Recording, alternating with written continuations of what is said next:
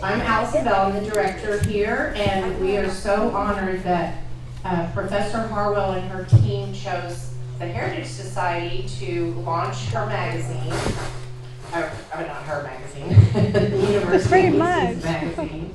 And we are featured, so we're very proud of that, as are some other members here in the room. So we are thankful they are sponsoring this event tonight, and we are very appreciative of that. Just a couple of quick housekeeping items. You may have seen we have food. They catered the food to us, well, not U of H, but City Kitchen, which is over here. We've got sodas and water, and then the restrooms are back here down the hall. And don't forget about our lovely little gift shop. It's ginormous right there, you can't miss it. So I have the honor of introducing Nancy Beck Young. She assumed the role of director at the UH Center for Public History on September 1st. That was just recently, congratulations, after completing her term as History Department Chair. Nancy joined the UH faculty in 2007 and has been the Center for Public History's Associate Director since 2018. She is a preeminent historian of 20th century American and Texas politics and co-director of the Sharing Stories from 1977 project detailing the National Women's Conference held in Houston. So we are proud to have Nancy with us tonight. Thank you.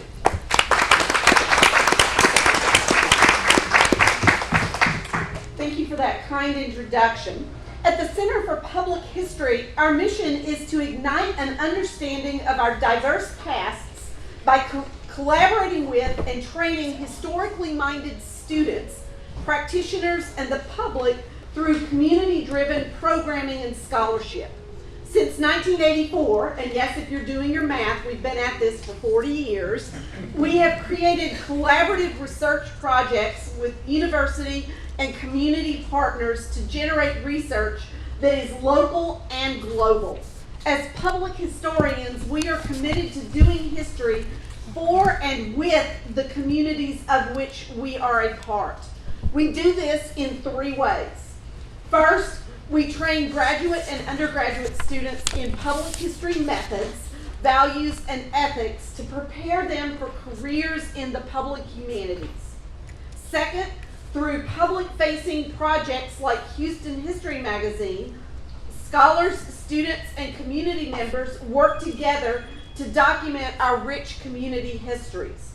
And third, through public programming under the CPH lecture series, we strive to make history matter in Houston by sponsoring lectures, workshops, discussions, and seminars that speak to the value of the humanities in the professions and in the public. We are delighted to mark the latest issue of Houston History Magazine, reflecting on our history, that discusses both history makers and local preservation efforts. I would now like to introduce my colleague, Debbie Harwell. Debbie is the editor of Houston History Magazine and instructional assistant professor in history and honors. Her undergraduate classes have conducted the research and written many of the articles in this magazine, including this issue. Debbie.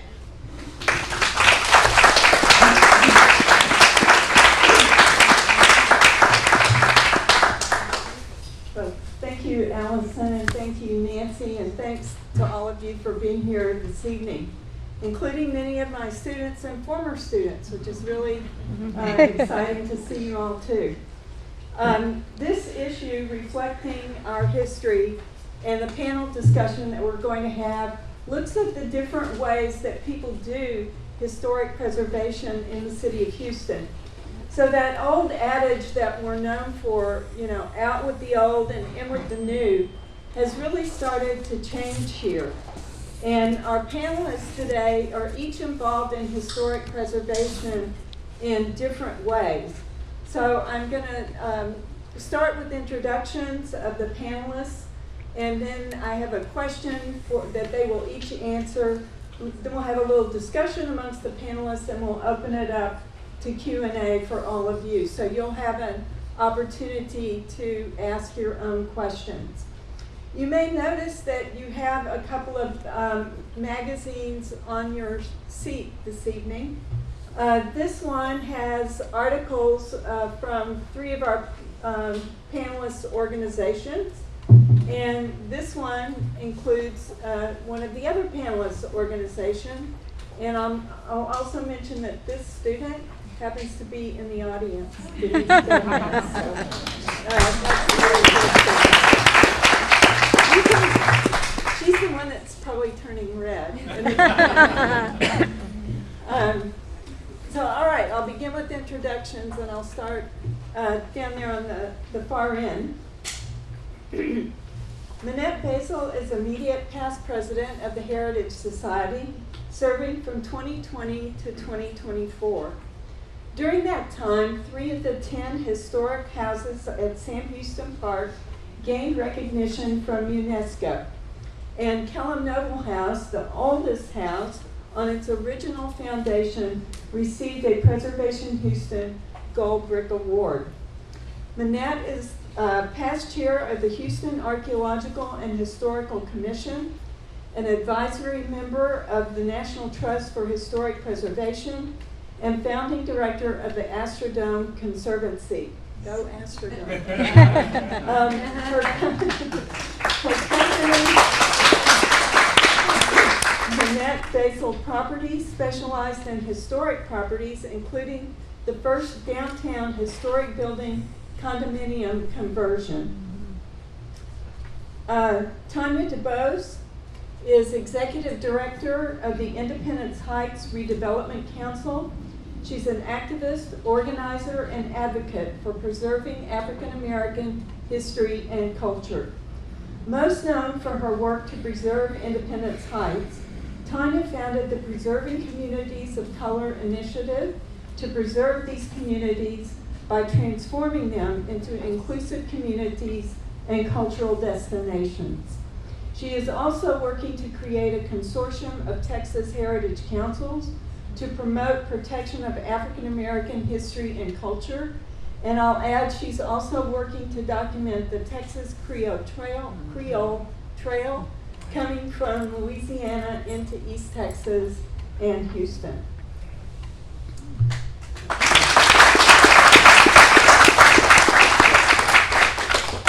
Micaela Selly is an archivist and program manager for Recovering the U.S. Hispanic Literary Heritage Project, also known as Recovery, at Arte Publico Press.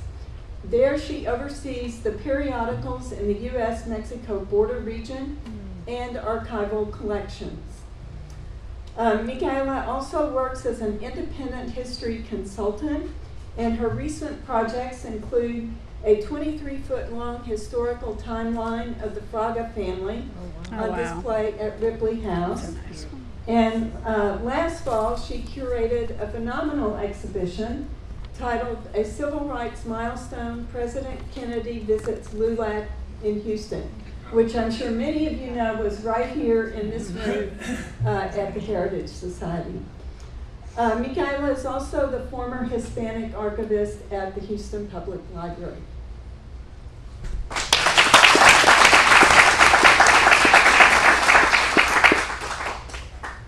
David Buchek is a commissioner of the Houston Archaeological and Historical Commission and co-founder of Stern Buchek Architects. His expertise includes the design and construction of award-winning and sustainable architecture, the restoration of historic buildings, and preservation of modern landmarks. And so just ones that you will probably know include Galland Noble House, the El Dorado Ballroom, Mission Control at NASA, Houston's Contemporary Art Museum, and the Menil House. David has received awards from the National Trust for Historic Preservation, Texas Society of Architects, Preservation Texas, and the American Institute of Architects, Houston.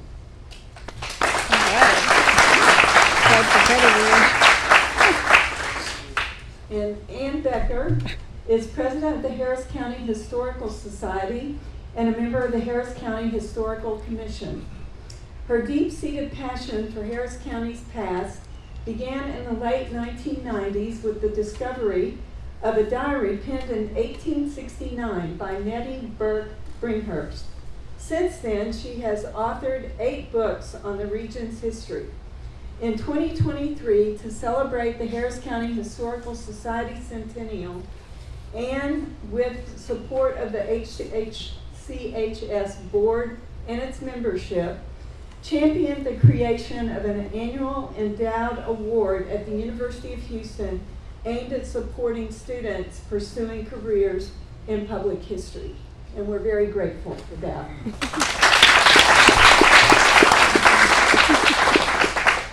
Okay, so let's get to the business at hand. And I'm going to come over here and sit back down so I can be part of the panel. Okay. Or at least I think I am.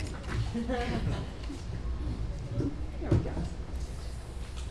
Okay, so we're going to start with a question that each of our panelists are going to answer, and I think we'll just come this way, the way I did the introductions.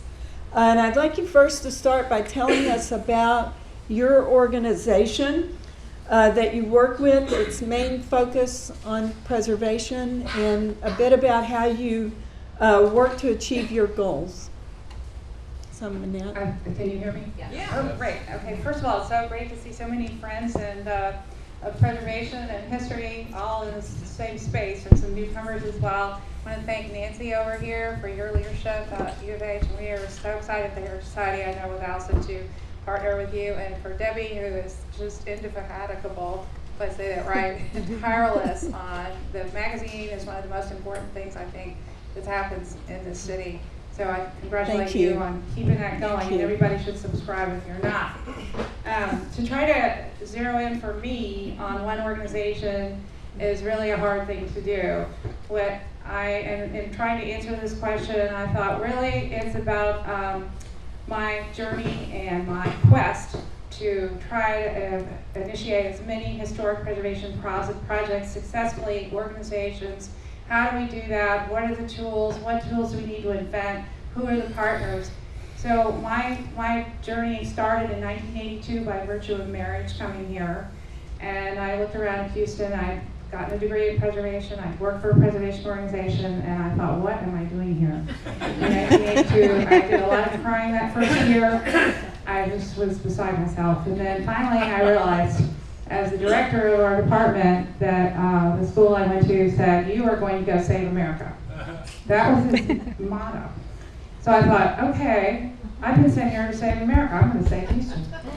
And started out joining forces with Preservation Houston, which is an incredible organization and is going to get bigger and stronger. And then from there, we started looking around, and I thought, oh my goodness, our downtown historic district is a goner. We were about to lose it. So I thought, this is going to be my mission. So for 20 years, along with a lot of people and a lot of organizations, we did every tool in the book. We came a Texas Main Street program, we initiated a nonprofit, we started a real estate company, and we partnered with all different downtown organizations and people. So many were non-believers. Nobody cared except a handful of people. But the good news in all of that was we achieved the goal. The goal after a 20-year odyssey of different tools, techniques, programs, projects, real estate projects particularly, was achieved. And now look at that whole area now. It's been rejuvenated. There's so much housing. We started one of the first housing programs in downtown, taking buildings and repurposing them from vacant to homes. So that was a really big, proud moment for me. But then that went on to the Idison Library Project, to the working at the city. Nicole is here as our cultural arts czar. But I got to be at the city and learn how the city worked and didn't work, and all the hard questions you have to ask, but it really helped me focus. And through the arts, how we can carry out the message of preservation and community building. We worked on an arts and cultural plan, which included preservation in it. We worked on a general plan for the city. Some of you might have participated in Blueprint Houston. That included preservation. We were trying to get the message in. and we succeeded in doing that. So for me, it's been a long odyssey, but one that's been very fruitful, very rewarding, and most rewarding in the sense of meeting people that care and share your objectives and making the city as good or better as it can be, and preserving for all and for the future our past and our history. So that's just a nutshell comment. Do you have one particular thing that you feel like is your proudest accomplishment? I think the Market Square Historic District turnaround. And then also here at the Heritage Society, which I've been involved with, we've been through some very big challenging moments here. And I congratulate Allison and our board and the staff and thank them for what we've been through the last few years, because it is important that every city have a historic organization that should showcase through exhibits, just like Nika curated here, the incredible John Kennedy exhibit that we have, and get the messaging out that yes, Houston has a vast, incredible, complicated, and sometimes very bizarre history. But we're here and we're going to grow and be bigger. So that to me is a big moment as well. May I add something to that? I think people are not aware that it really started right here. That's right. Yes, and it started at Chapman. I was here. You were here. You were a co-founder of the Preservation Houston was founded out of the Heritage Society. Thank you for reminding that. Tanya, same question. Okay. All right. It's going to be hard to bottle it up too, because there's so many initiatives that you give birth to. Once you get in one category, you're in a rabbit hole, and we need to start this, we need to start that. But I got introduced to this work when I started working with my pastor in Independence Heights, and growing up there, never knew that it was the first black city in the state of Texas. I was 40 years old when I found that out. And so that to me became the impetus for my push to try to preserve the history there in Independence Heights. And as I was doing that work, I saw that there were other communities that did not have preservation efforts happening. And so we joined the Houston History Association with Cecilia and Diana and Courtney and Betty and all of those guys. And I learned a little bit more. I got some partners in crime from participating in that, and Debbie was also there. So I learned a lot about what was working and what wasn't. And so preserving Independence Heights has been a really mission for me. My pastor's gone on to glory, but we're still continuing to work. We just got a $100,000 grant from the National Trust to establish a conservancy that will carry on the work regardless of who's alive or not. And so I'm in the process of trying to build that organization, but at the same time develop a cultural district, because before the Congresswoman passed away, she had gotten a bill passed on the Emancipation Trail. And so our goal is to make sure that if you're traveling this Emancipation Trail from Galveston to Houston to Independence Heights, that when you get to these places that you have somewhere to visit, somewhere to go read about the actual history. So our work right now is really set on storyboard markers, getting things protected, working with the city to do that in Independence Heights. And so as I went around and I would Google African American history Liberty County, African American history Brazoria, and there was nothing. And so I'm thinking to myself, we have got to get other counties on board and people in those counties to do this work. So we did start an initiative called the Texas African American Cultural Heritage Council. It is not a commission yet.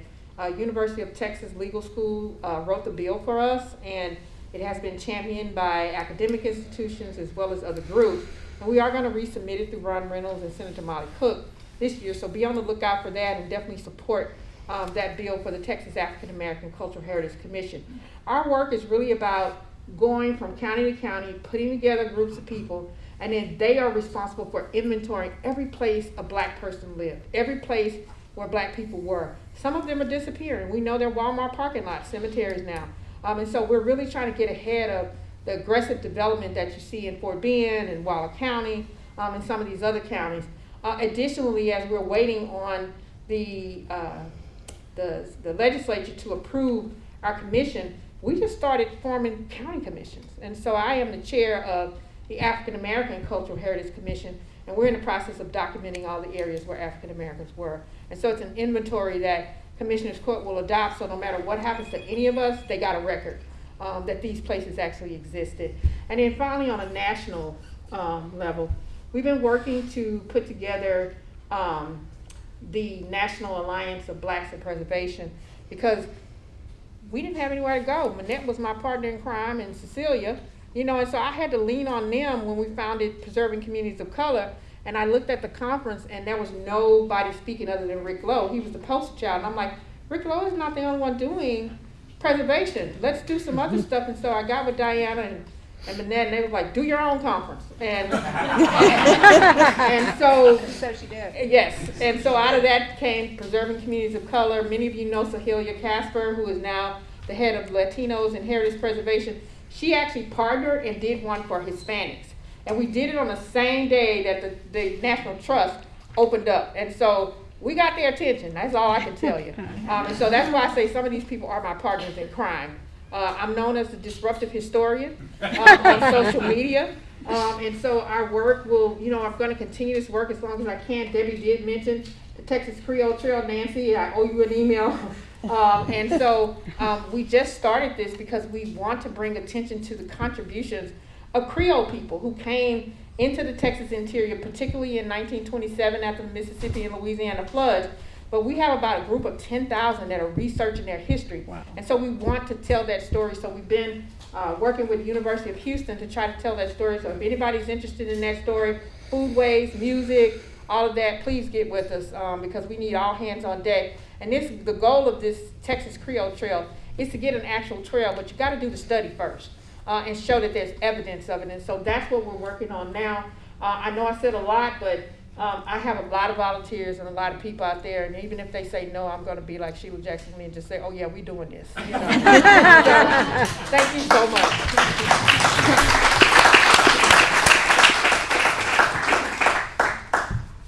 Same question. Same question.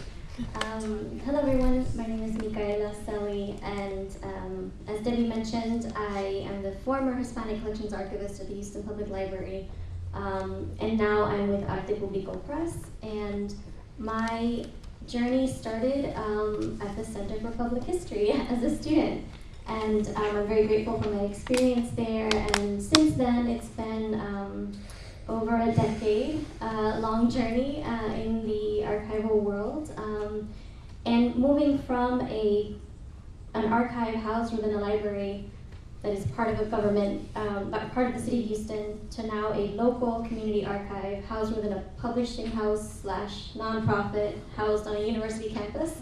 I have this really interesting vantage point to see how these very different archives with similar missions operate, and sort of the pros and cons of each. But I'm really proud to be a part of the Arte Público Press team, and I don't think they're as well known as they should be, so I'm excited to talk more about that. So as I mentioned, the Arte Público Press is a publishing house and nonprofit housed at UH, and it started in 1973 when Dr. Nicolás Canelos, alongside Dr. Luis Davila, created a magazine called Revista Chicano Riqueña, so that Chicanos and Puerto Rican writers had a place to publish. They responded to this need for publishing space and then quickly grew from printing one magazine to a full-fledged publishing house, which they are today, bringing award-winning novels like House on Mango Street, Reign of Gold. But they were not just interested in publishing new works by contemporary Latino authors, but also in preservation work. And so very immediately the goal was to recover literature and manuscripts that highlight our really long legacy as US Latino writers, newspapers, publishers, columnists, editors, poets.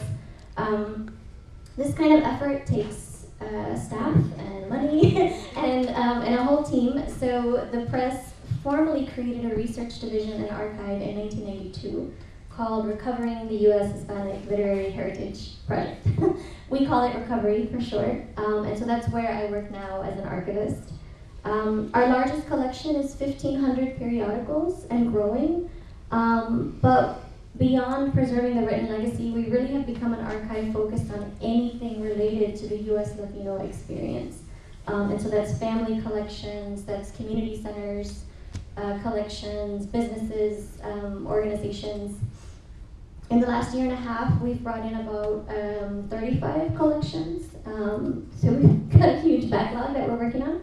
And we focus on digitization so that we can return materials to those people, those owners and those creators, and we maintain very close relationships with all of the families that we work with, and we include them in the conversation about everything that happens step by step with their collections.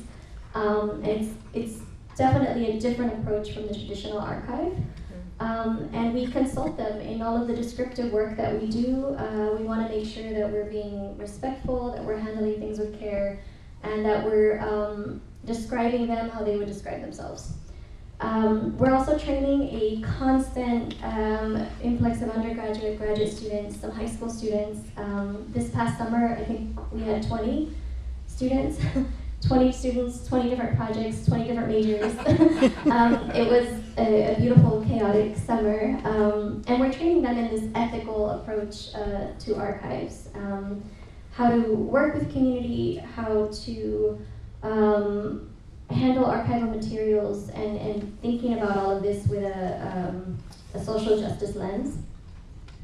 And so this archive is really unique in that it's housed within a publishing press, and I think that impacts our preservation focus because we're very much looking at the output.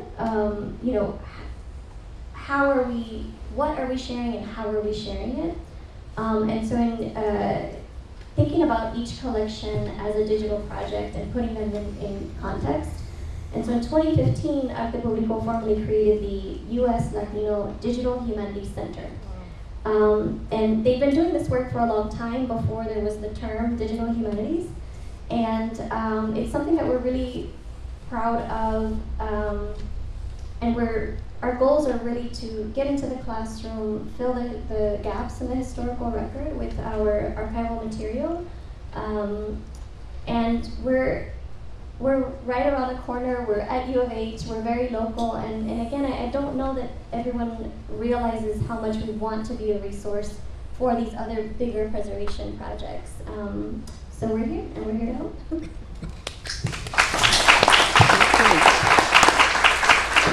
I'm David Buchek. As mentioned, I serve as the chair of the Houston Archaeological Historical Commission, and I serve along with Tanya on that commission. We just had a long agenda today, and we just made it in the nick of time.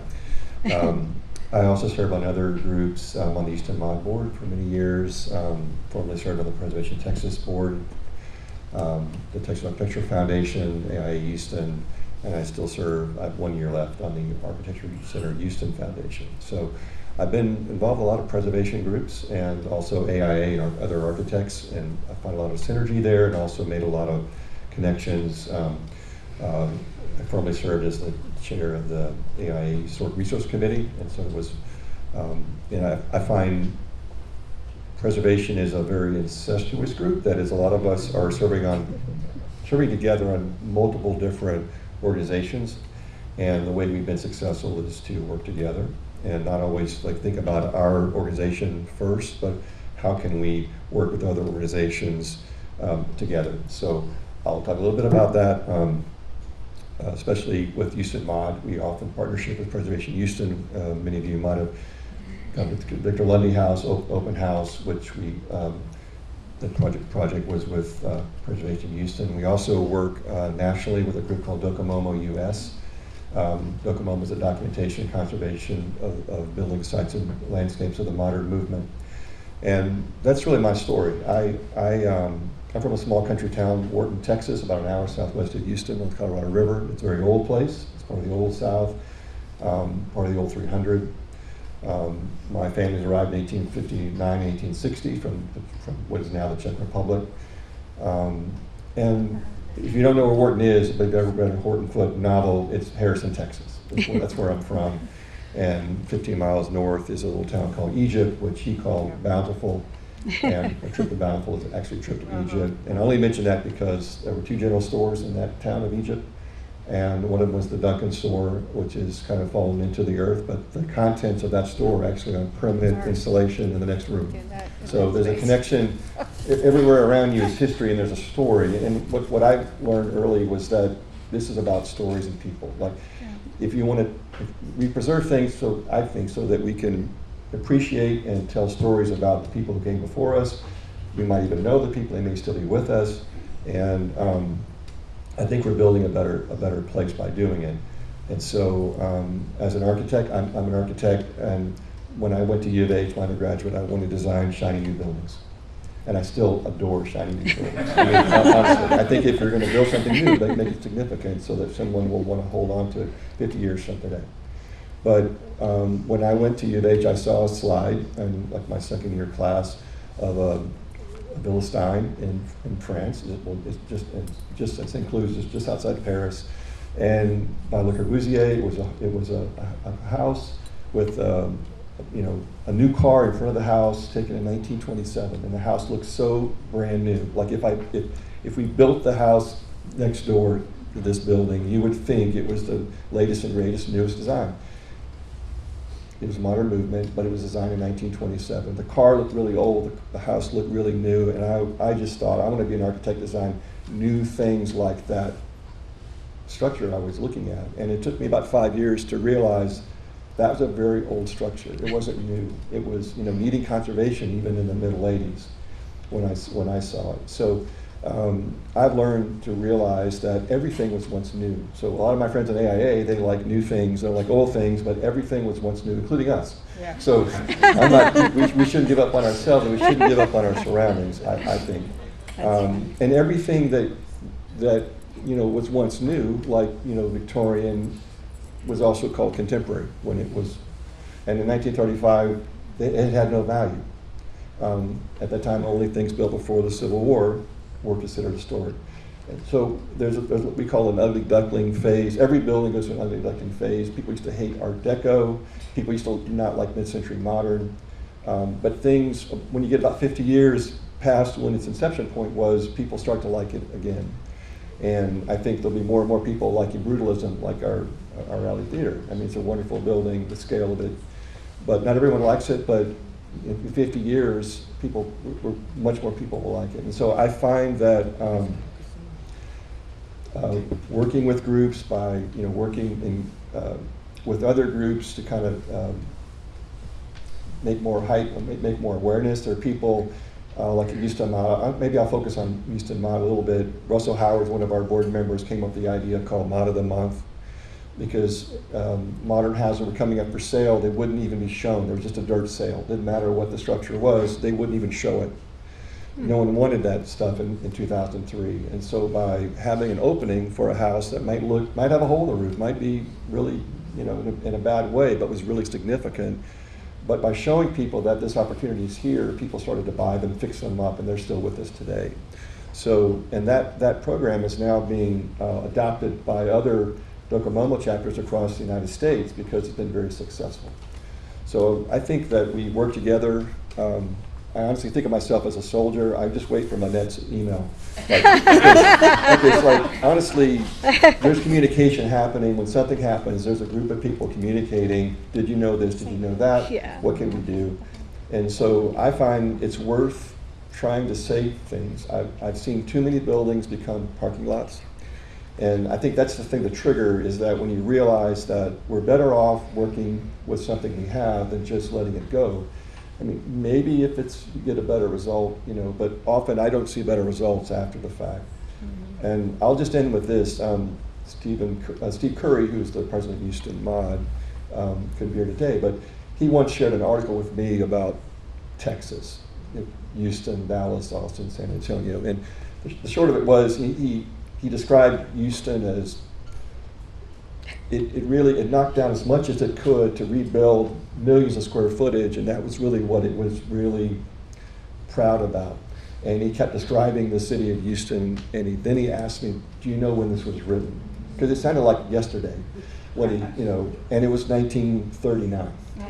So there's something in our blood, which is different from Dallas and Austin and San Antonio, that we're always welcoming more people. We always welcome people in our city.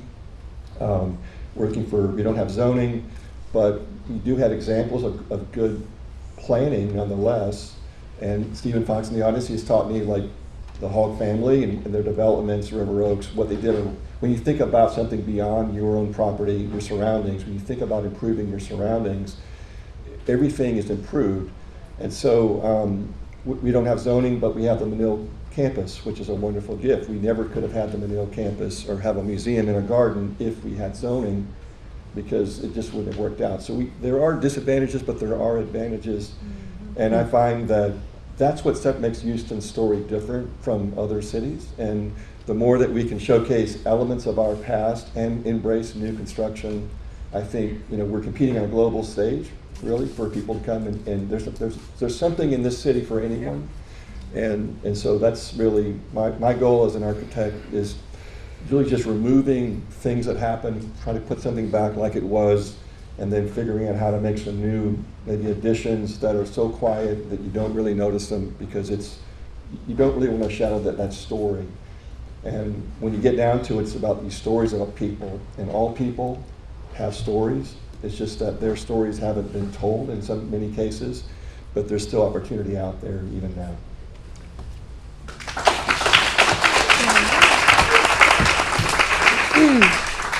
My name is Ann Becker, and I'm sitting next to Debbie so she can slap me or go like this when I run over.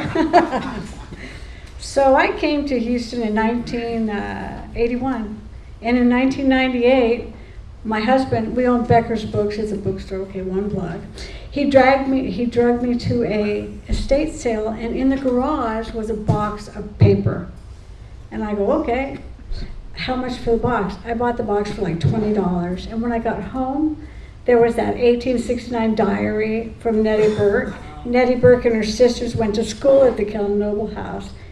And so I started researching that whole line, and then found the Forest Guard family.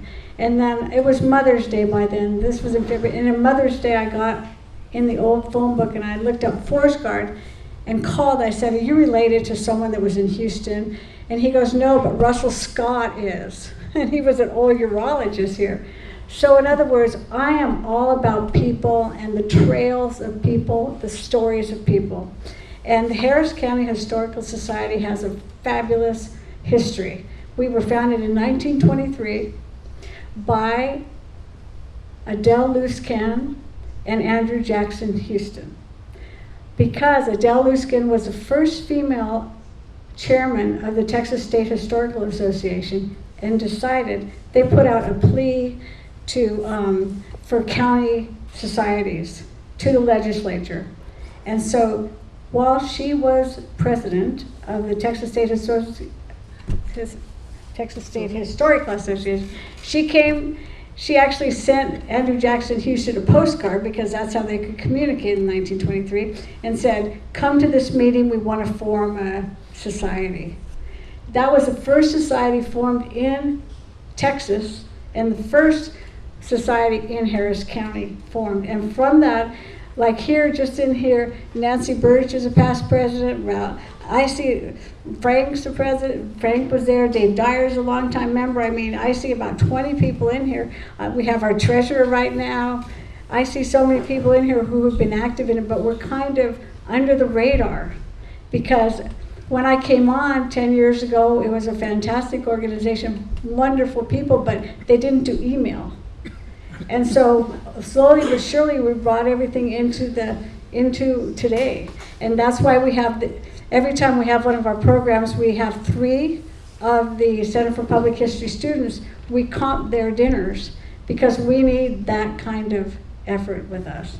So as president during COVID, it was quite a challenge, and you all know many organizations kind of bit the dust or just took a back seat for a while. But I was really worried, and I didn't want that to happen, because since I was president, that we were 100 years old, I was like, felt a real initiative and I did not want anything to fail. So because of Charles Fitch and Cheryl and all the people on the board with me, we had Zoom meetings where 60 people would come to a Zoom meeting during COVID. We kept on running, we kept on going. We sent out undertold stories that we'd write just to keep people abreast of what we were doing. And so it's been a wonderful thing. Right now we have 155 members. We meet 9 times a year. We have what I call hard history presentations. People come and they don't talk about, oh, well, come donate to this or blah, blah, blah. They say, the average person has never been on the battleship Texas, and here are pictures of the people that fought on the battleship Texas. This was last night. Fantastic programs, absolutely. And I don't think I should talk about the award yet, right? Well, you can. Okay. So Debbie, this one right here, was a member of a group we started in 1998 called the Buffalo Bayou Lyceum. Several women in here were on that too. And so I first met Debbie when she was first working on the magazine. And so I called Debbie, I said, Debbie, look, I am facing a 100-year centennial. In 1986, everyone in the world was a member of the Harris County Historical Society. They've written all these things they'd like to do for a centennial and all these things we should do. What could we do? And so through her guidance, we decided to go ahead and come up with an endowment. But honestly, Charles hates this when I do. But if it weren't for Charles Fitch, our treasurer at the time, who had all of the, oh my God, he was like Moses to me, it was so fantastic. And so we did it. And then we had a huge party and Frank was there, Daphne was there. We had a huge, Nancy was there, we had a huge party. Manette was there. We had a huge party, and we didn't ask for $1 at the party because we had already raised our endowment. We didn't have a silent auction. We didn't sell a thing. We had a huge birthday party. It was awesome. And one of the best things that happened was I called the Memorial High School drama coach, and I said, dude, do you have anyone that likes to dress up in 1920s costumes? He goes, oh my God, they loved projects like that. So we had 15 kids dressed beautifully as ushers for our guests that came. Nice. It was so much fun, and it was really fun. It was great, and we raised enough to have an annual renewing endowment every year. An undergraduate or graduate student will get $1,500 a year. And I thought that was enough cash to make it worth them doing a project for it, So we're just going to continue with that. The new vice president is Dan Worrell. I don't know if you guys know him, but he's like brilliant, and he will absolutely come up with some wonderful things. And one last thing, it was about the organization. We have 2 projects we're working on right now that's so great. The first one is the Cursive Project. Okay, you all know that you have to read handwriting to transcribe, right? Well, they don't teach it since 2000 much, right? Okay. So I got a hold of all Adele Luskin's personal primary source letters between she and Asbury, who was a guy at the Southwestern Historical Quarterly. And so 7 of our members volunteered to transcribe them. So we're starting to do that, and we'll keep doing that. And then we're also doing living histories. And Ed McMahon, he's one of the very first biggest executive directors of the rodeo, but man, he just loves talking, and you should hear the stories, and 4 of us went over there. We're gonna do that kind of thing too, because in 1975, they did it at the Metropolitan Research Center. There's all these fabulous oral histories. So we're gonna keep on keeping on like we always have for 100 years and 1 month. That's the one.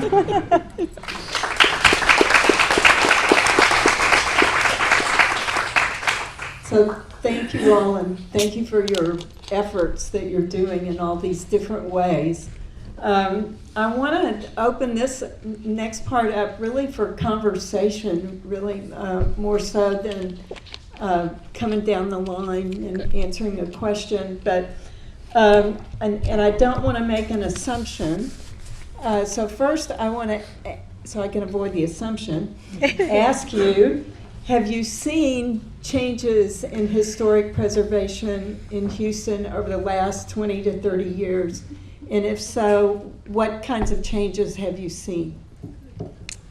And we'll have to pass the microphones back and forth. How about you, David? Well, I can certainly attest to that. 42 years of being here, and I remember my husband was panicked because I couldn't find a job when I first got here. And I went into an interview at some corporate company, and he said, "Now, what have you done? You worked on an Indian reservation? You know, preservation of reservation." So I thought, oh my God, I've kind of what has happened to me. So, you know, you have to make your own way, right? So we started a consulting company. That was the first thing with Barry Scardino. It was great, but we made no money. Yes, definitely seen so much change, just in people's attitudes and their understanding. We still have a long way to go, but definitely in all the projects, programs, organizations that have been founded by people right here at this table to elevate history as a community builder. So yes, it's been an incredible elevation. I'll never forget, I know we have Eleanor Tinsley's daughter here in the audience. But I'll never forget in the 80s, she passed an ordinance to establish the Archaeological and Historical Commission. Thank you very much for that. And my view was, well, why are we doing this? It doesn't have any teeth. It doesn't mean a thing. And her response was, you get it on the books first, and then you go from there. And she was totally right.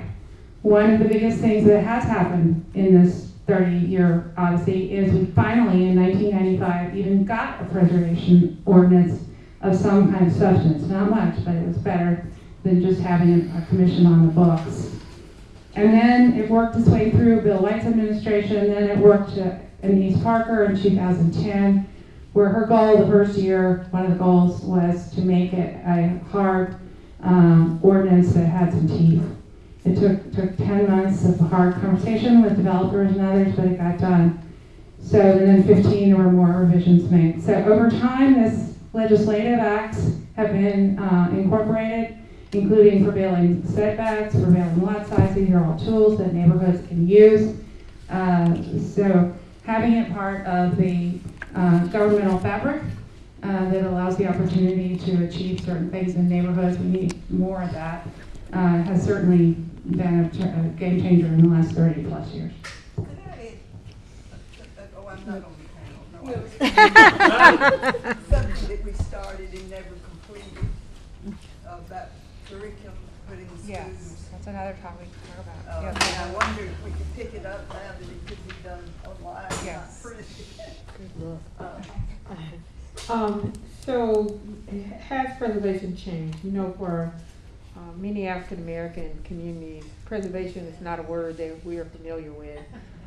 In fact, when I started, I had no clue of what I was doing. I just knew I wanted to save and tell the story of Independence Heights, and so I just kind of did what everybody else was doing, you know, what I saw. Over the years, this has been about 20, I started with Hurricane Katrina. Over the years, working with the city, the county, and the state, you know, when they do community planning, like David talked about AIA, urban planners, things like that, they don't have a category for historic preservation. And so when Margaret Wallace Brown was the director for the city of Houston, I asked her when the mayor was doing complete communities, where's the section on preservation? Because they're missing from community plans. And so what we're seeing now is, as we push, we're seeing more of them include preservation in community planning, and that's definitely a change that we needed. And we're seeing more of the architect and urban planner field really be socially responsible in making sure that they include preservation. More recently, I think last year, we got the conservation district passed here in Houston. It had been something we had been pondering along with a community land trust for many years. And so the conservation district is a different kind of district because in African American communities, the regular historic district doesn't work because most of the homes have been knocked down because of blight. So you don't have this consistent pattern of housing that you need in order to meet the qualifications for a historic district. And so we worked on a conservation district with Roman McAllen and his team from the city of Houston.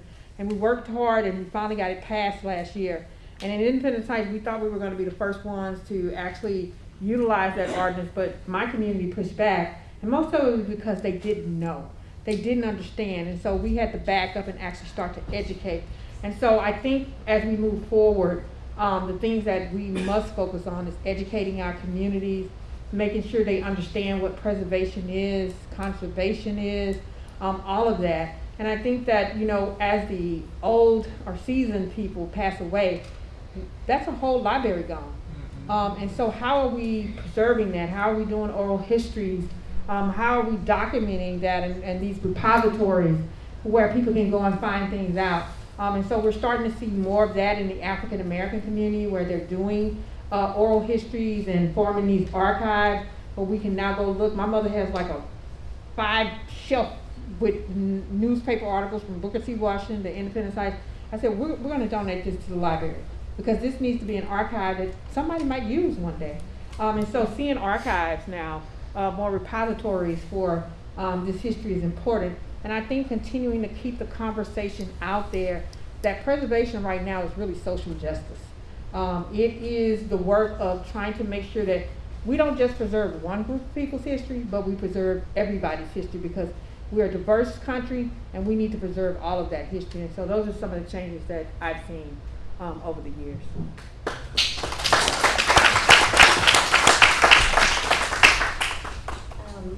I definitely second what Tanya has said. I think when it comes to buildings and physical spaces that have anything to do with Hispanic heritage in Houston, I don't think we have the kind of footprint that actually reflects this community's history, our contributions and our struggles in Houston. That's not to say that the work isn't being done. I just think we have a lot more to do, and more collaborative work that I think is going to be helpful. There have been, over the years, many groups doing preservation in different ways. I think of the Institute for Hispanic Culture in the 90s was trying to start a Hispanic Cultural Center. It didn't happen, but that was, over 30 years ago. The Tejano Association for Historic Preservation is how we got some of the street names changed in the East End. There's now a Chicano Boulevard crew who is working on preserving and sharing Chicano culture, music culture, car culture. And we have our local Museo Guadalupe Atzlan, if you've never heard of it, is a sort of museum without walls. And he collects a lot of artifacts, Chicano newspapers, and also sort of indigenous crafts and arts. And of course, there have been significant LULAC efforts from the League of United Latin American Citizens. I feel that we're finally seeing some movement in some of the dreams that people were talking about 20 or 30 years ago. Like I mentioned, the Institute for Hispanic Culture. And I also think of, in 2000, 24 years ago, Dr. Tacho Mendiola, who recently passed away, was writing to the library to ask for full-time positions for Mexican American and African American archivists. That same year, the space was purchased for the African American History Research Center. And today we're seeing movement towards a Hispanic History Research Center that is going to happen. A building has been selected and there's movement towards that. So I think when I think about preservation efforts in this community, there's been so many contributions from institutions and community efforts, and I think we still have a lot more to do.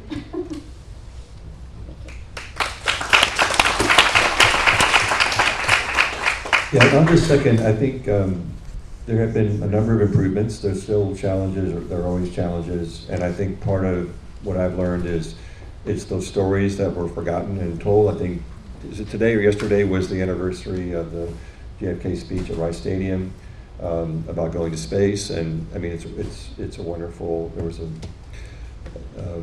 program recently talking about that the space race, and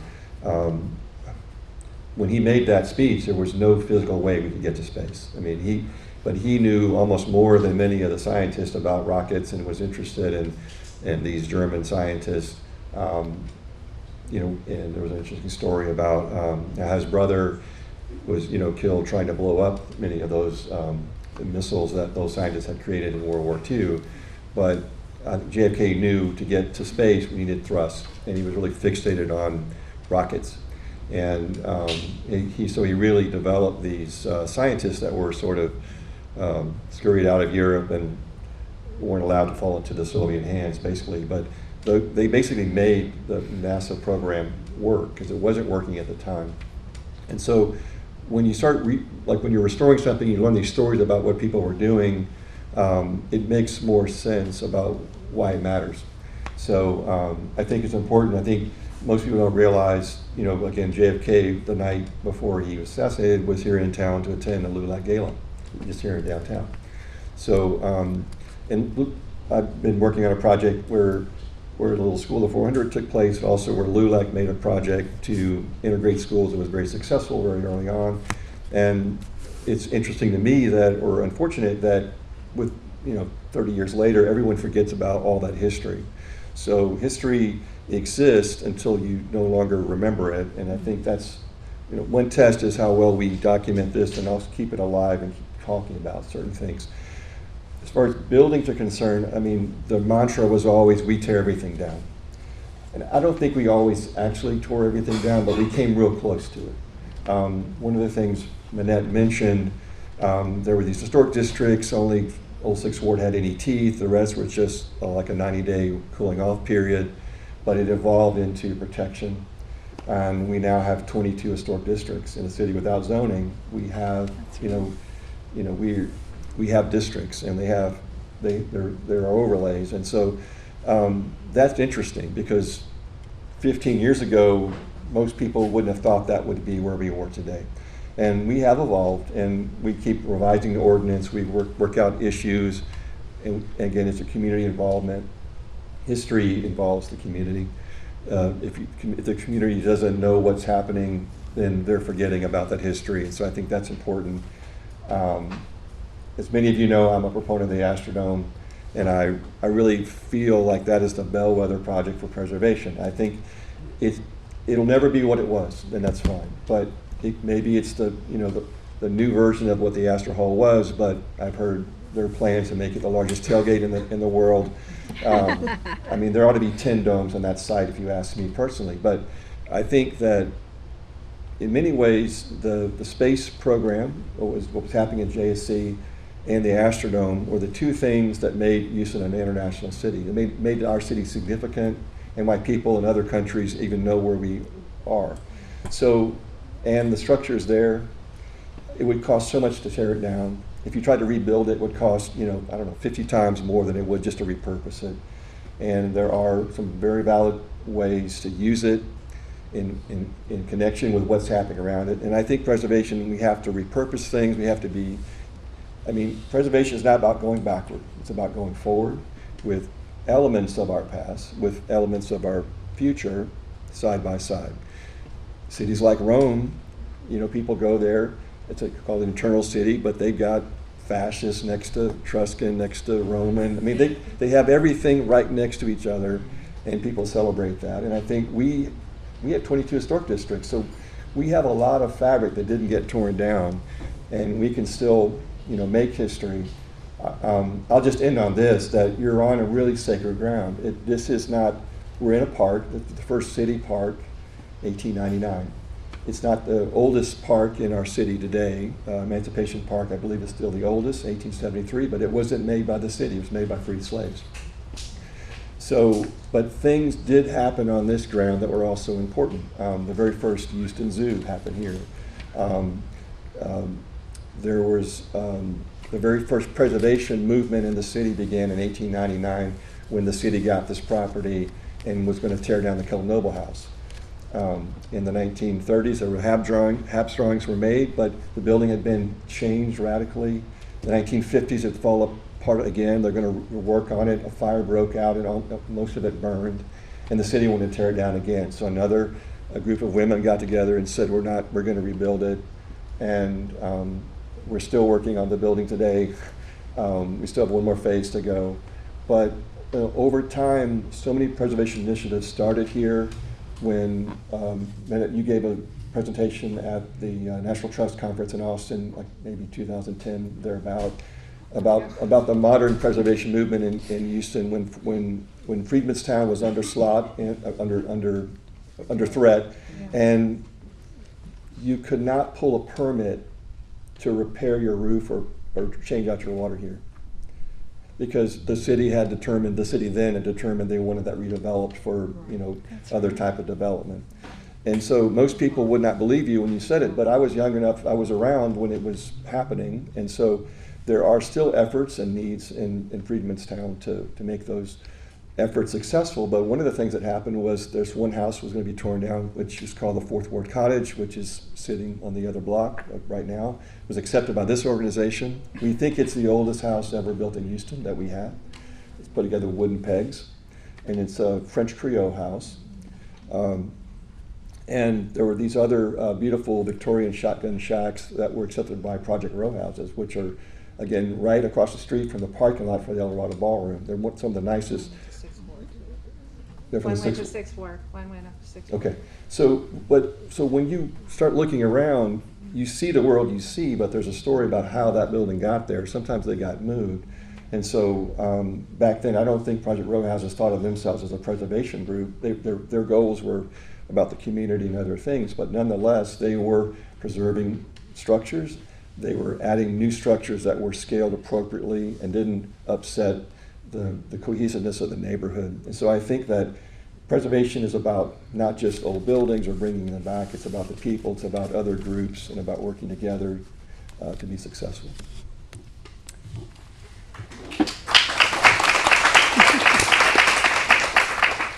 In my experience with the Harris County Historical Society, our preservation is preserving stories of people that have been members of ours historically, and the members we now have. We have a very, very unique mix of people whose families have been here since the very beginning. At our centennial, there were over 100 people there whose families had been in Houston since 1836. And they were all interested in everything that y'all are talking about, things that are going on also. So I'm going to stay in my lane because we don't have buildings and we're not architects, and I'm just going to stay in my lane for the Harris County Historical Society. In the next few years, we're going to document as many people that are our membership and get their stories. Betty Chapman's a member, Nancy Boyd. I mean, there are so many people that just have phenomenal stories, experiences, and know a lot about. Manette's a member. Know a lot about things that would interest people hearing 50 years from now. I can get lost in the 1975 interviews at the downtown library. Really, I hadn't ever heard Hal Moody's voice. And I do a talk sometimes on Glenn McCarthy, and I actually got a video of him talking, being interviewed. I mean, I love voices, I love faces, I want to know them. I did a tour of some friends at Glenwood once, and I knew a lot of the people buried in Glenwood, so I got pictures of them printed up and put in front of the headstone. I said, oh, here's Nettie Burke, and here's that person, but I think I've loved history all my life. I'm just so happy to be here tonight, and I was a docent here for 2 years. I absolutely love the Heritage Society, and I can't tell you how many people think we are the Heritage Society, and I tell them, no, we're not. We're the Historical Society, but we love the Heritage Society, and please do go there.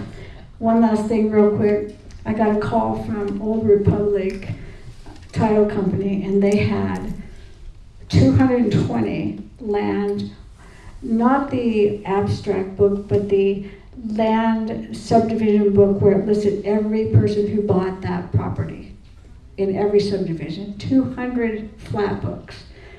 So Cheryl and I and a few other people, we went and rented a place to put them all because they were throwing them away.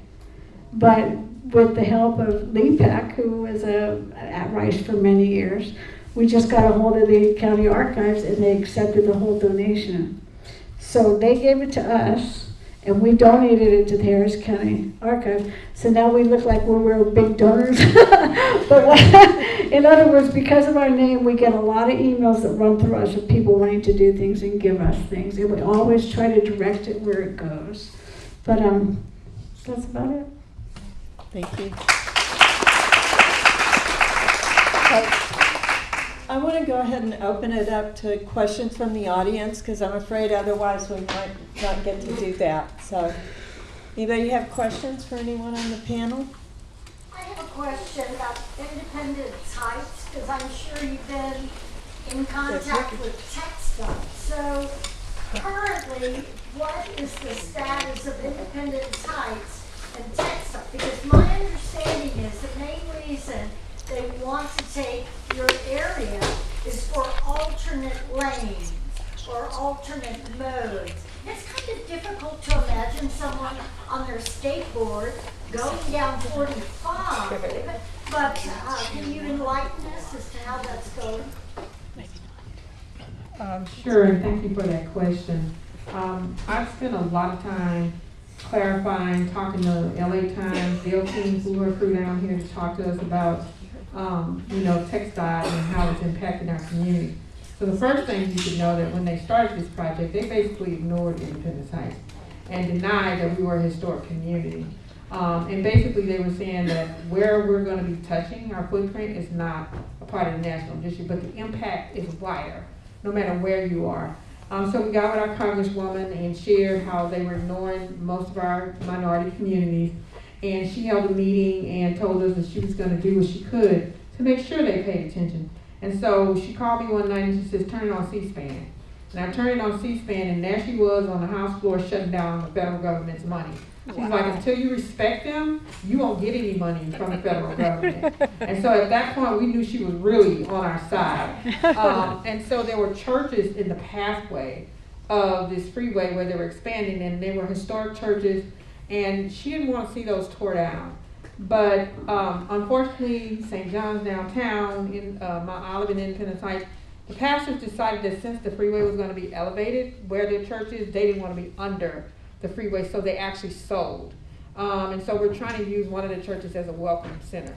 The other thing that she did before she passed away, she negotiated with Commissioner Ryan at the time, who was the commissioner, and we have an Independence Heights Livable Center study, which is a federal study. And so we use that study to show everything in this plan has been completed except historic preservation. How can you all help us get through and implement our historic preservation goals? And Commissioner Ryan said, we'll do it all. And here's what we'll also do. We'll put wayfinding signs up. When you come to the freeway area in Independence Heights, it'll say, welcome to the first black city in the state of Texas. They also agree that, Commissioner Ellis is trying to build a riding and hiking and bike trail through Independence Heights. And so on that trail, we want to make sure there are kiosks and things like that. So the end of it, when she finally lifted the money and allowed them, by then we had negotiated. So now we become the poster child for TxDOT. If you look at it, if you go to any of their meetings, they got Independence Heights everywhere about what they're going to do. All this. So we're riding it out, and taking advantage of being this poster child, because what we're seeing is them do things that they've never done before. And so part of that is, for every lot they are taking, we ask for money to purchase a new lot and to build a house so that those families that are being displaced can have first right option to return. That is to the tune of $16 million. Wow. And we're just now seeing that RFP come out where we can now access that. So if there are developers who want to work with us in our community, they have to go through the community organization. You can't just go and draw down the money and build what you want.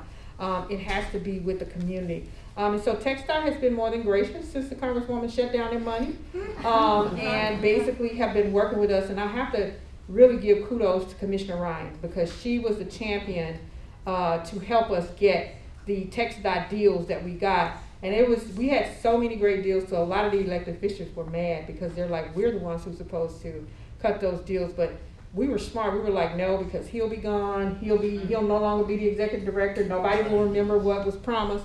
And so we got an attorney through Lone Star Legal Aid, and Amy Den, many of you know her. She is a gazelle. And she has been on their necks, making sure that they follow through on everything. So even if Tanya's not here anymore, that plan is going forward. So I hope that helped to clear up, and you heard it from the horse's mouth, because I'm the one who's at the negotiating tables, making sure that TxDOT is doing right by our community.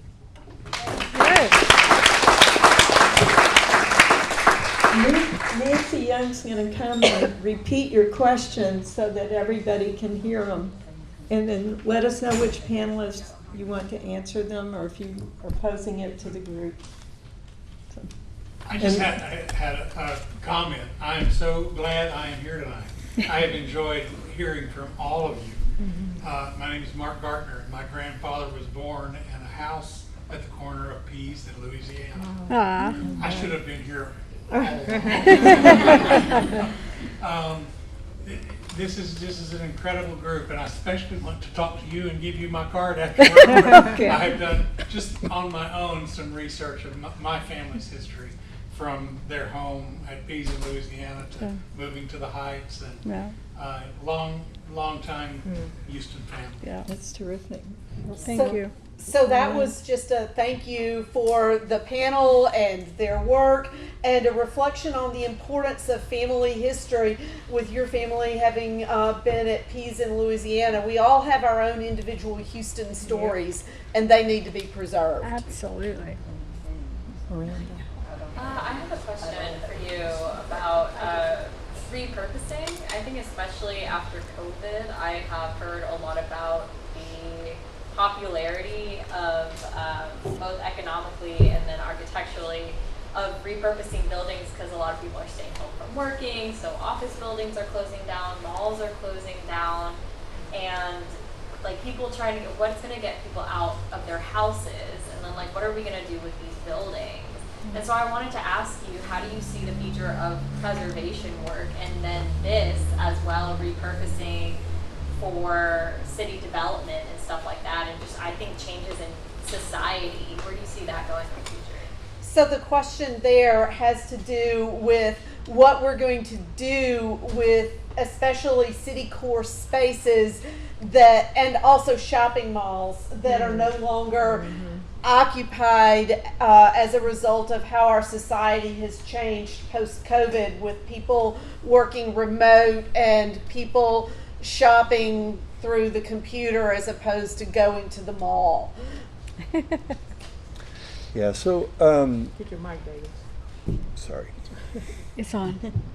So, in preservation, so there are some guidelines that we follow from the Secretary of Interior. There are guidelines on preservation, there are guides on rehabilitation. Rehabilitation is really the one that you're discussing. And so you try to reuse something for its original purpose if at all possible. So, and then if something can't be used for its original purpose, you try to find other uses. Right now there is a lot of, in America, there's a lot of office space that people are not wanting to go back to the office and use, and so there's a lot of people trying to do housing within what was formerly office buildings. And so that's going to stop maybe when things change again.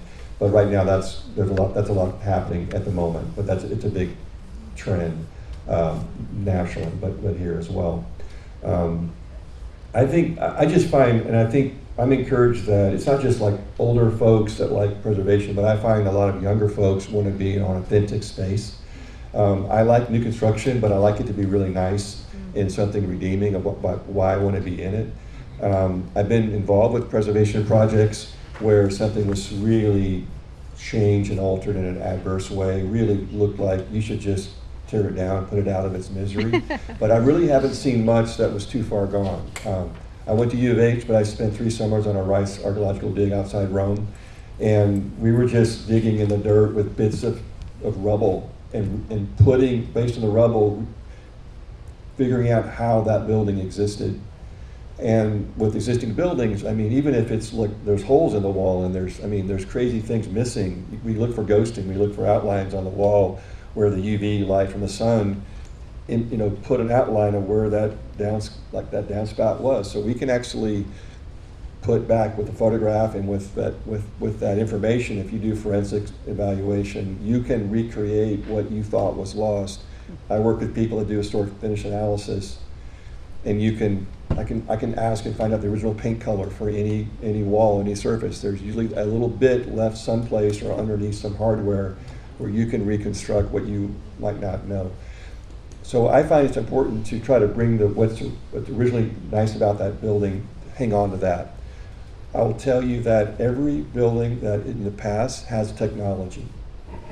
It didn't start with us, like it didn't start like yesterday or 2003 when code got really going.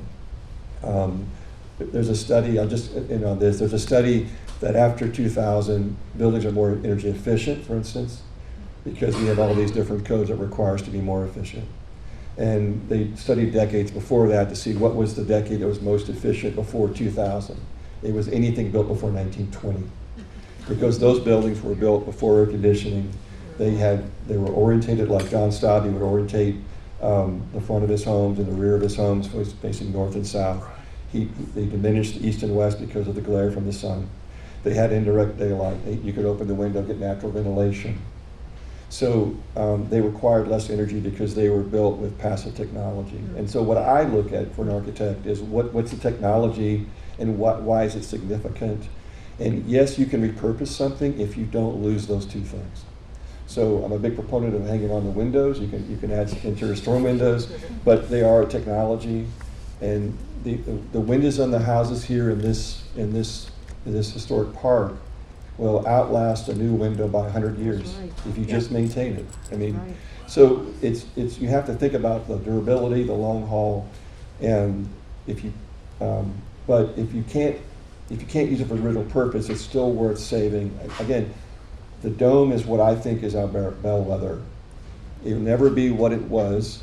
It was pretty great. I mean, the things that happened, the history, the things that happened in there, but it can still be this wonderful Astro Hall that has other things in it, and that's my hope for it. I know there's a lot of things in our way. It's politics, but everyone can benefit if they just open themselves up to that. And I mean that's where I'm hoping Houston is going, and we are making strides. So. Yeah, and that's fair. My question was, when is the City of Houston Museum going to open, or is that? City of Houston Museum. Is that on the horizon anywhere? Has anybody talked about? Well, we're the City History Museum right here. Is this going to be phase 2? Like, because I see a lot of snippets, but I'm just kind of like the chronological of like. Oh, we have 10 historic buildings. So the question was, when is the City of Houston History Museum going to open? Yeah. In 1954. I guess I've seen different. I mean, I traveled to a lot of countries. Yeah, I traveled to a lot of countries, and I see different ways it was angled, and I have a high fascination with this, and so I'm thinking more of like, you know, the original pictures of the buildings and like pieces of the emancipation and that the work that you're doing in Independence Heights, speaking of like Westmoreland and how these things have developed, and that whole chronological, I love this. I'm not knocking this. I'm just trying to, has anything been done in that spirit, like to actually, for people to see that development, and even things through like modern day Hurricane Harvey, you know, like I see these things in like New Orleans, right? They have a strong living history museum, and you can go to like, that's what I'm. We invite you to take a tour of the park. We have 20 acres here, and I've seen it. I was here last week, but Okay, what I'm good. asking for is a little different from that. you want one big building with lots of different interactive exhibitions in addition to the historic structures. How about that? And that would be a goal of this organization in the future. You know, my first job out of college was at the Atlanta History Center, which is like on steroids now. They have a huge building, they have historic buildings, they have gardens, they have, you name it, and a big endowment. So that's a goal in the future. There was plans to build a new museum building years ago, but that is a future goal. What is phase 3 here? Because you talked about phase 3, right? You said there's another phase to this. I'm referring to Kellum Noble, just the Kellum Noble restoration. Sorry. Seriously, how about using the afternoon? That's exactly my. Yeah. There's no need for this. Thank you for your comments on the show. I'm a co-founder of the Astronaut Conservancy, and it has been a journey of 8 years already, which is hard to think about. The navigation on it is, as you might imagine, really back and forth and around the block a few times and back. But we have worked really hard. Stevie Tuber is our chairperson, and she is indefatigable. And we've been building a really good board. People are, the designation has been from the State Archaeological Landmark and the National Register of Historic Places, which some of you in this room helped affect, is protecting the building. So, and then administration's change, as you know, so that makes it even more challenging. And I just want to say one last thing. If any of you are in contact with your city council members or staff people, we have a lot of new department heads, people at the city, and anything you can do to talk to them about how important preservation is as a community builder, as an economic development tool. I don't know about my colleagues here, but I feel like the new administration could really would really value some positive comments in that aspect. Okay, we'll take one more question because we're really over time. So let's have one more question and then we'll wrap it up. Hi, I'm Samantha. Most of you know who I am. Just a question, because I was formerly a student like this. If I'm a student and I'm really interested in getting started in historic preservation, what's like the first thing I can do? So the question is, what can students do to get into historic preservation? We do have internships here, which we value. I don't know what your background or interest is, but we have quite a few interns that are working here. You may want to take some courses in history or placemaking. I don't know what school you said you're not a student anymore, but. I work for the city. I just. Oh, you work for the city. Yeah. I just asking hypothetically, when I was, You can get involved here. Preservation Houston is certainly a great avenue for getting involved with their tours and other activities. So aligning with the Historical Society too, or this organization, just getting your feet wet in different aspects of it. You could align yourself with all the different organizations, and they welcome your input and expertise, and have fun with it. See, what I'd like to address for a second is think about what David was saying about building a building or looking at the way the spout did this and the spout did that. Whenever my daughter-in-law or anyone says, "Oh my God, traffic's taking forever," I say, "Well, try to go to Brenham in 1868, 12 hours in a junket or a wagon," and she'll go, "Oh, you are so the queen of diginos." Well, yes, I am. And I'm proud of that. Did you know this? Did you know that? But we do with people what we can. We don't do with buildings. We're a really good difference with the other people on the panel today. I don't know if I'd have the brain span to do what David does. Are y'all actively doing anything to get younger people involved?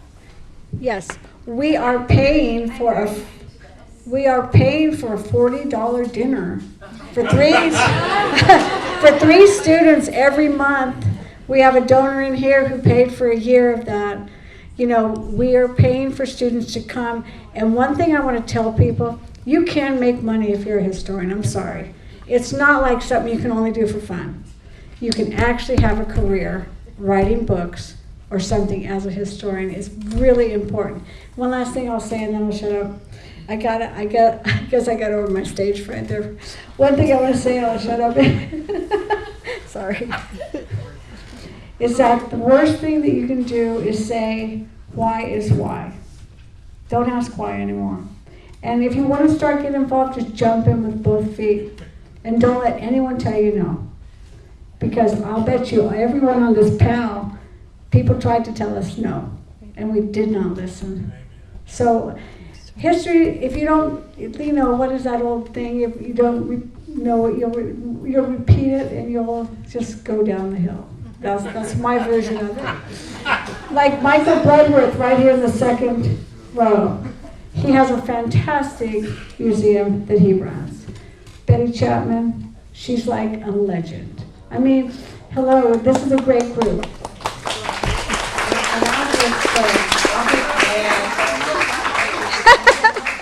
I'll definitely just add to that, Manette and Hannah Maud are legends too, along with Betty. Yeah, Chapman, no because kidding. this preservation in Houston would not be possible or done. No. without them. Yay! So when it comes to African American communities and getting engaged in the work that we're doing, every community, what the commission is working on now is making sure that there's a group, a historical group. I'm trying to work with Emily with Preservation Houston to start up the neighborhood historical councils again, so that when you go to look for internships or when you want to work with people, that you can easily Google and find out, who you can work with. I must say I have to give kudos to U of H, because we had an intern that came to us, 2 interns, several years ago. One, she has written all of our historical markers, and she is still on board, even though she's graduated with a master's. She is still working on all our historical markers. And then additionally, there was another guy, and he has some field where he goes out and looks up graves and determines what flowers and fauna and all of that. Well, he's been with us too as we go around the state to look at cemeteries. So there's all sorts of opportunities for students. Even if what we put on a job description doesn't fit you, we're looking to work with you within your field so that you can make sure that you receive the benefits of that also. Okay, one more thing and I'll stop. So, what's really important, and Betty, you alluded to it, is education of children. And Betty put together an amazing booklet developed a children's education program for preservation, kind of like a scavenger hunt almost. But we here at the Heritage Society, we have a new education director, Kirsten. Would you stand up, please? And we are really working hard. 4th and 7th grade is when Texas history is taught. Yes. So imagine being a teacher in today's world right now. I can't imagine it. We need to help empower teachers and students.